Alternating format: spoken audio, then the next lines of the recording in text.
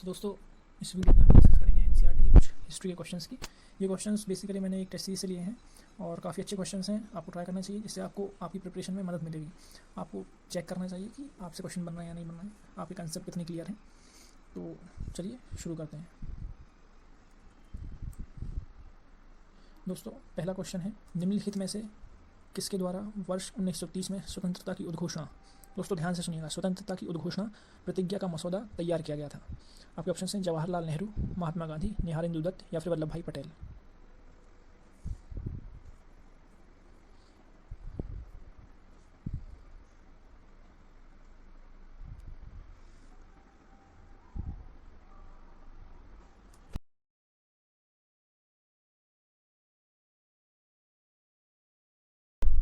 दोस्तों इसका सही आंसर है ऑप्शन बी, महात्मा गांधी। जी हाँ दोस्तों, हम कंफ्यूज हो जाते हैं। पूर्ण स्वतंत्रता का मसौदा किसने तैयार किया था और स्वतंत्रता की उद्घोषणा मसौदा किसने तैयार किया था। दोस्तों पूर्ण स्वतंत्रता का मसौदा तैयार किया था जवाहरलाल नेहरू ने, और स्वतंत्रता की उद्घोषणा मसौदा तैयार किया था महात्मा गांधी ने 1930 में। ठीक है दोस्तों।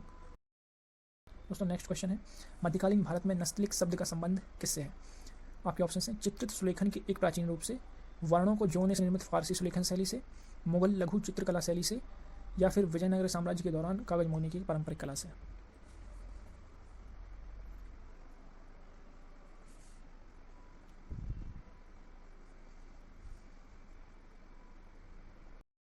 दोस्तों इसका सही आंसर है ऑप्शन बी, वर्णों को जोड़ने से निर्मित फारसी सुलेखन शैली से। मध्यकालीन भारत में नस्तलिक एक शैली विकसित हुई थी, जिसमें फारसी में शब्द वर्णों को जोड़ने से निर्मित की गई थी। तो आपको ध्यान रखना है कि नस्तलिक जो है वर्णों को जोड़ने से निर्मित फारसी सुलेखन शैली से संबंधित है। ठीक है दोस्तों, बढ़ते हैं नेक्स्ट क्वेश्चन पे। दोस्तों नेक्स्ट क्वेश्चन आपका है संगम युग से। संगम युग के संदर्भ में निम्नलिखित युगों पर विचार कीजिए। वेल्लालर, काश्तकार, उलवर, हल चलाने वाला, अणिमई, दास। आपको बताना है कितने युग सम्मिलित हैं। ध्यान से पढ़िएगा दोस्तों, वेल्लालर, उलवर, अणिमई।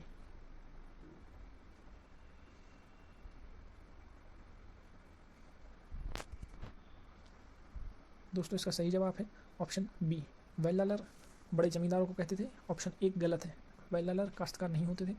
संगम साहित्य में वेल्लालर मतलब बड़े जमींदार, उलवर हल चलाने वाले, अणिमई दास। आपके ऑप्शन बी और सी, ऑप्शन 2 और 3 उलवर और अणिमई सही सम्मिलित हैं, वेल्लालर गलत है। इसलिए आपका आंसर है ऑप्शन बी। बढ़ते हैं नेक्स्ट क्वेश्चन की तरफ। दोस्तों जैन धर्म से संबंधित एक क्वेश्चन है, ये शायद स्क्रीन पे आ नहीं रहा है पूरा। तो ये क्वेश्चन बेसिकली जैन धर्म से है। जैन धर्म के बारे में आपको विचार करना है। पहला कथन है, इसका मूल सिद्धांत वर्धमान महावीर द्वारा विकसित किया गया था। और जैन धर्म का सबसे प्रमुख विचार है कि संपूर्ण विश्व आंशिक रूप से प्राणवान है और आंशिक रूप से निर्जीव।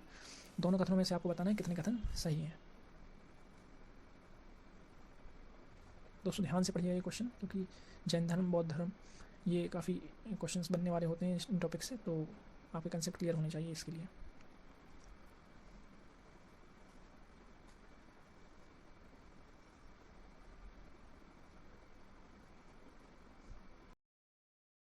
दोस्तों इसका सही जवाब है ऑप्शन डी, ना तो एक ना ही दो। यानी कि ऑप्शन ए भी गलत है और कथन एक भी गलत है और कथन 2 भी गलत है। जैन धर्म का मूल सिद्धांत जो है महावीर वर्धमान के पहले आ चुका था, क्योंकि आपको पता ही होगा कि महावीर जो है वो 24वें तीर्थंकर थे जैनों के। तो बेसिकली जो जैन धर्म है वो 6वीं शताब्दी ईसा पूर्व चालू हो चुका था और उसके मूल सिद्धांत वहीं से प्रकट होते दिखाई देते हैं। तो इसलिए जैन महावीर जो हैं वो 24वें तीर्थंकर थे, और जो मूल सिद्धांत है महावीर से पहले विकसित हो चुका था। इसलिए कथन एक गलत है, और कथन 2 इसलिए गलत है क्योंकि जैन धर्म के अनुसार संसार जीवित है एक तरह से, संपूर्ण विश्व प्राणवान है। उनका मूल कंसेप्ट यही है कि पत्थर में भी और जल में भी वो आत्मा का वास मानते हैं। इसलिए कथन 2 भी गलत हो जाता है, आंशिक रूप से प्राणवान नहीं है, पूर्ण रूप से प्राणवान है। इसलिए आपका करेक्ट आंसर होगा इसमें ऑप्शन डी। तो दोस्तों बढ़ते हैं नेक्स्ट क्वेश्चन की तरफ। आईने अकबरी में उत्तर भारत में उगाई जाने वाली फसलों की सूची में तंबाकू का उल्लेख है। आपका कथन 1 है। कथन 2 है, अकबर तंबाकू की लत से चिंतित था, इसलिए उसने इस पर प्रतिबंध लगा दिया था। आपको बताना है कितने कथन सही है।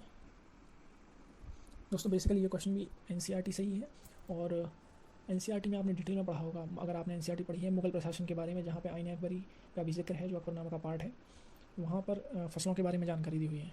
तो यूपीएससी ऐसे क्वेश्चंस बना सकती है दोस्तों।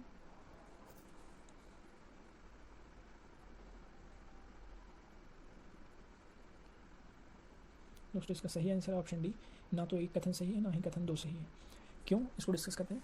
आईने अकबरी जो है, आपको पता है आईने अकबरी में बहुत सारी फसलों का उल्लेख था, उसमें तम्बाकू का उल्लेख नहीं था। अकबर तम्बाकू के बारे में जानता था, लेकिन उसको काफ़ी लेट पता चला। 1604 ईस्वी में अकबर को तम्बाकू के बारे में पता चला था।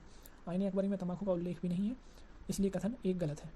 कथन 2 इसलिए गलत है क्योंकि अकबर बहुत बाद में तम्बाकू के बारे में जान पाया था, और जब तक खेती तम्बाकू की प्रचलित नहीं थी नॉर्थ इंडिया में, उत्तर भारत में। ठीक है, तो इसलिए कथन 2 गलत है। जहांगीर के काल में आते आते तम्बाकू की खेती बढ़ गई थी, और जहांगीर तम्बाकू की लत से चिंतित था, इसलिए जहांगीर ने तम्बाकू पर प्रतिबंध भी लगा दिया था, लेकिन वो उतना सफल नहीं हो पाया था। तो ये बात आपको ध्यान रखनी है, इसलिए कथन 2 भी गलत है।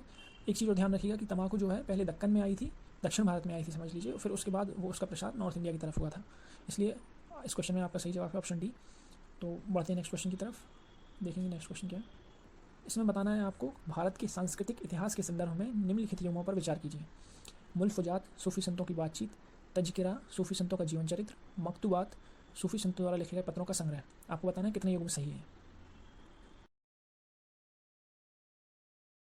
दोस्तों इसका सही आंसर है ऑप्शन सी। मुल्फुजात सूफी संतों की बातचीत है। तज़किरा, इसमें सूफी संतों का जीवन चरित्र वर्णित किया गया है। मकतूबात उसे कहते हैं जिसमें सूफी संतों ने अपने शिष्यों को या आपस में जो पत्राचार किया था उसका संग्रह। तो इसलिए आपका सही आंसर है ऑप्शन सी। भारत के सांस्कृतिक इतिहास के संदर्भ में मुल्फुजात, तज़किरा और मकतूबात, ये ध्यान रखिएगा। हो सकता है कि कभी NCERT से ये क्वेश्चन UPSC पूछ सकता है इस क्वेश्चन को, इसलिए थोड़ा सा ध्यान रखिएगा। ओके, नेक्स्ट क्वेश्चन की तरफ। आपका नेक्स्ट क्वेश्चन है, आपसे बनना चाहिए, मध्यकालीन भारत में किस शासक ने शासन कला के विषय में अमुक्तमाल्यद नामक कृति की रचना की है? हरिहर, बुक्का, देवराय द्वितीय या फिर कृष्णदेवराय? आई थिंक ये क्वेश्चन आप सभी को बन जाना चाहिए, बेसिक क्वेश्चन है NCERT का। इसका सही आंसर है कृष्णदेवराय, डी। जी हाँ दोस्तों, आपने पढ़ा होगा विजयनगर साम्राज्य के बारे में। विजयनगर साम्राज्य के जो राजा थे कृष्णदेवराय, उन्होंने अमुक्तमाल्यद नाम की कृति की रचना की थी। और विजयनगर साम्राज्य के बारे में आपको दोस्तों बात पता होनी चाहिए। दोस्तों नेक्स्ट क्वेश्चन है आपका, उपयुक्त में से कितने शहर 18वीं शताब्दी के अंत में महत्वपूर्ण प्रेसिडेंसी शहरों के रूप में उभरे थे? कलकत्ता, बम्बई या सूरत? दोस्तों इसमें आप बेसिक क्वेश्चन है, थोड़ा सा ध्यान से पढ़िए और आंसर दीजिए।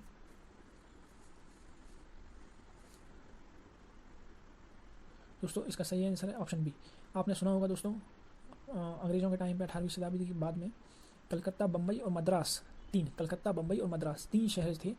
इन 3 शहरों को प्रेसिडेंसी शहर के रूप में विकसित किया गया था। सूरत इसका सही जवाब नहीं है, इसको हटा दीजिए आप, इसलिए आपके ऑप्शन बचते हैं 2, कलकत्ता और बम्बई। दोस्तों ये नेक्स्ट क्वेश्चन आप थोड़ा सा प्रैक्टिस करके देखिएगा, आप लगा के देखिएगा।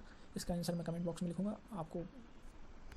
आपको अगर टाइमलाइन अगर पता है तो ये क्वेश्चन आपसे बन जाएगा, नहीं तो इसमें काफ़ी दिक्कत होने वाली है। काफ़ी अच्छा क्वेश्चन है, तो मेरी रिक्वेस्ट है कि आप भी थोड़ा सा सपोर्ट कीजिए मुझे।